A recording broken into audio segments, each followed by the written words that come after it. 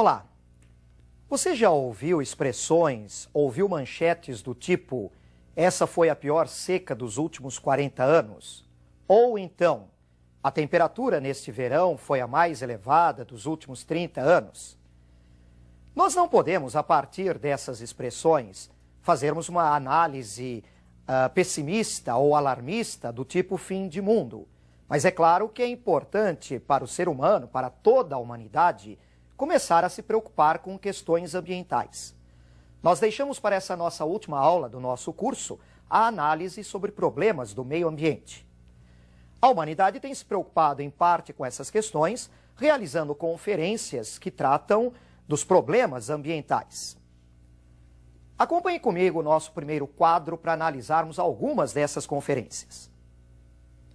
Estamos destacando aí conferências realizadas em Montreal, 1987, o Protocolo de Montreal, tentando erradicar gradualmente a produção do CFC, bem como seu uso e emissão para a atmosfera. A ECO 92, no Rio de Janeiro, aqui no Brasil, preocupada com a conservação da biodiversidade e a exploração econômica sustentável. Ou então, o Protocolo de Quioto, 1997, procurando um corte na emissão de gases responsáveis pelo efeito estufa. Nós apresentamos alguns exemplos de conferências, outras têm sido realizadas. É claro que nessas conferências são discutidas medidas ou projetos para cuidar desses problemas e evitar um agravamento dos mesmos. Vamos observar então um próximo quadro com algumas dessas medidas. Vejam. Medidas necessárias para cuidar melhor do meio ambiente. Primeiro, compatibilizar o crescimento da economia e a proteção ambiental. Claro que a humanidade precisa desse crescimento econômico para gerar riquezas que satisfaçam as necessidades humanas. Muitas pessoas no planeta são muito pobres e sequer têm como viver direito. Mas não podemos pensar apenas no crescimento da economia. Temos que cuidar da proteção ambiental. Temos que pensar na promoção do ecodesenvolvimento, o desenvolvimento da economia com responsabilidade, sem comprometer a biodiversidade, os recursos naturais para gerações futuras. Precisamos resolver o conflito entre o norte rico e o sul pobre. Os países ricos do norte e os países pobres do sul se acusam mutuamente quanto às questões de poluição, de degradação ambiental, e um tenta transferir para o outro a responsabilidade dos cuidados com o meio ambiente. Precisamos também estabelecer metas e prazos para reduzir a emissão desses poluentes. Algumas coisas têm sido feitas, por exemplo, a preocupação com a emissão do CFC, causador do problema do buraco na camada de ozônio, ou dos gases que provocam o efeito estufa. Vamos analisar agora particularmente alguns problemas de comprometimento ambiental, de destruição do meio ambiente. Acompanhe comigo então mais um quadro. A poluição das águas. As águas do planeta, sejam continentais ou oceânicas, vêm sendo seriamente comprometidas. É um dos maiores problemas que a humanidade deverá enfrentar neste século XXI.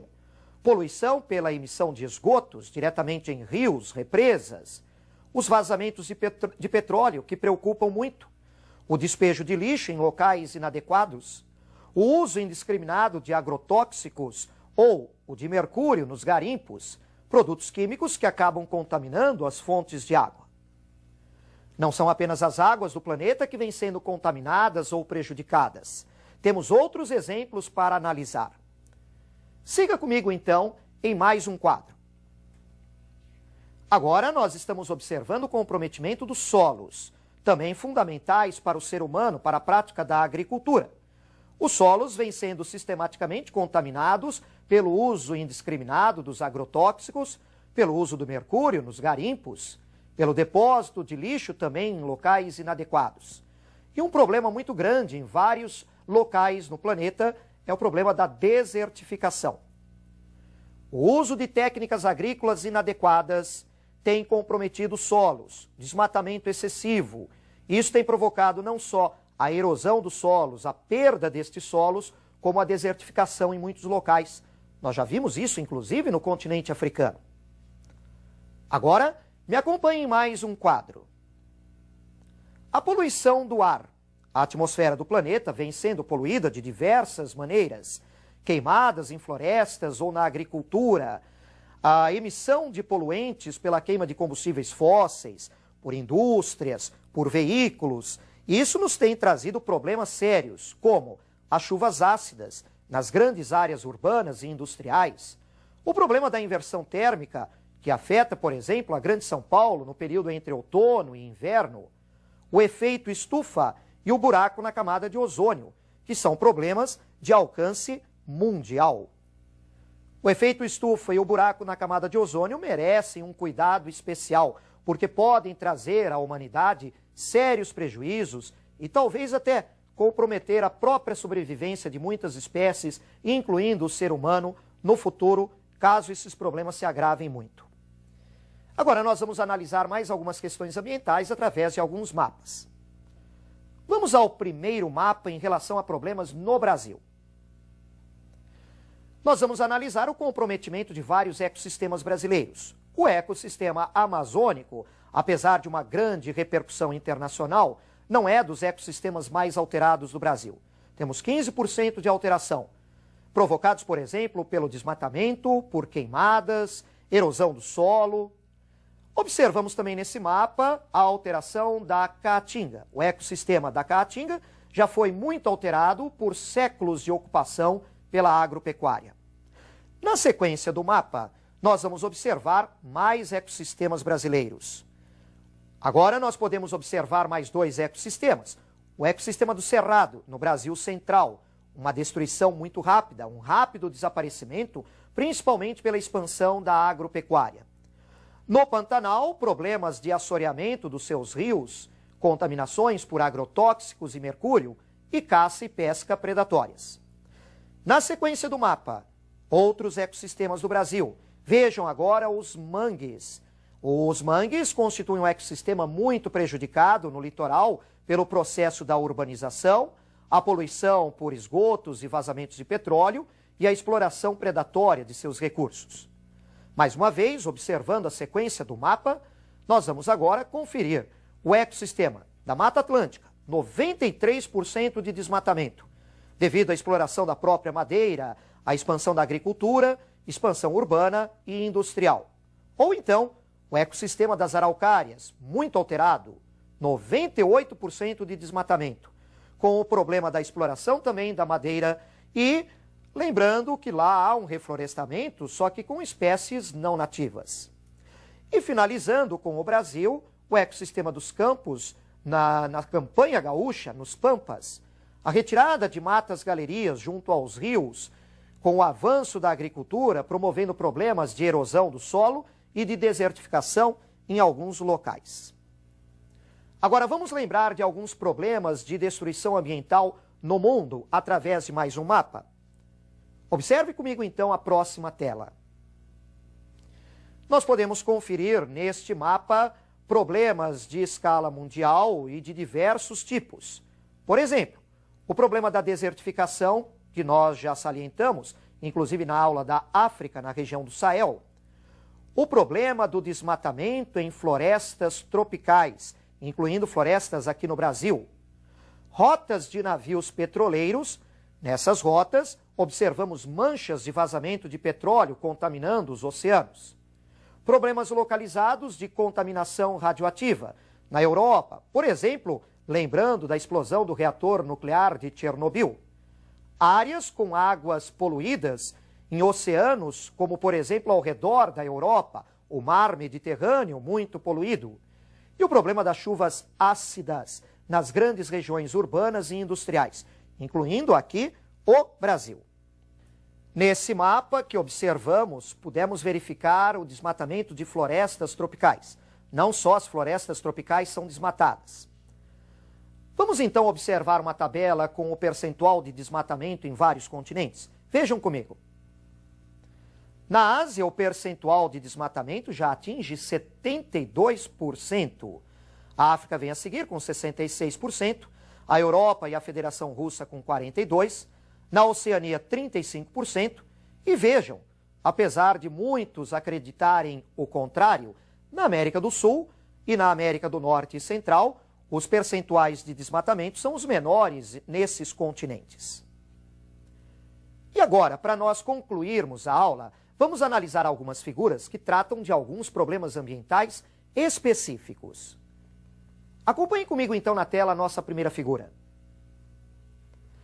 Nós estamos observando aí o problema da inversão térmica, como já falamos, típico aqui na Grande São Paulo durante o período de outono e inverno. Nessa primeira figura temos a situação num dia normal, sem inversão térmica. Correntes de ar quente ascendentes facilitam a dispersão da poluição. Agora observem a sequência desta figura. Nós vamos verificar o que ocorre num dia com inversão térmica. Nesse dia com inversão térmica, a formação de uma camada de ar frio próximo à superfície impede a formação de correntes de ar quente ascendentes e, com isso, a poluição não se dispersa. Ela fica concentrada sobre a área urbana. Esse é um problema que traz complicações de saúde nos habitantes de algumas grandes áreas urbanas, como aqui na Grande São Paulo. Vamos agora a uma outra figura para analisar um outro problema específico. Vejam agora, estamos trabalhando aí com o problema da perfuração, da abertura da camada de ozônio. Essa camada de ozônio na estratosfera, ela protege a superfície do planeta e os seres vivos que nela estão da entrada de radiações solares nocivas, como os raios ultravioletas. Mas o uso do CFC em vários produtos, o uso de aerossóis, tem comprometido a camada de ozônio, causando aberturas nessa camada e permitindo uma maior entrada dessa radiação ultravioleta. Isso pode trazer consequências desastrosas em vários ecossistemas e até mesmo para a própria saúde do ser humano.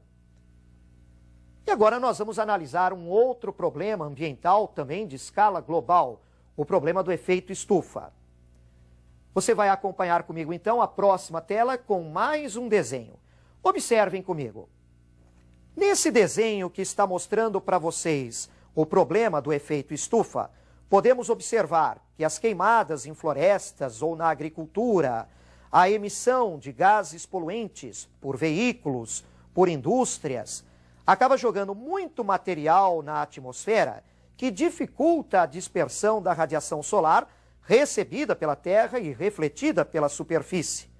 Essa radiação infravermelha fica retida na atmosfera, provocando uma elevação gradual da temperatura. A elevação gradual da temperatura na Terra pode provocar grandes consequências no planeta, inclusive para muitos ecossistemas e para o próprio ser humano. Há alterações climáticas globais, grandes inundações em algumas áreas, desertificações em outras, derretimento das calotas de gelo, elevação do nível de água dos oceanos. Nós analisamos então na aula de hoje alguns importantes problemas relativos ao meio ambiente. Muito cuidado com isso para o seu vestibular. É um assunto que vem aparecendo com maior frequência nos principais vestibulares. E assim nós chegamos hoje ao final do nosso curso. Claro que hoje eu não vou dizer que eu te espero na nossa próxima aula, mesmo porque eu tenho plena segurança, confiança de que você vai se sair muito bem no seu vestibular. Muito obrigado por ter nos acompanhado durante todo esse curso e uma boa prova para você.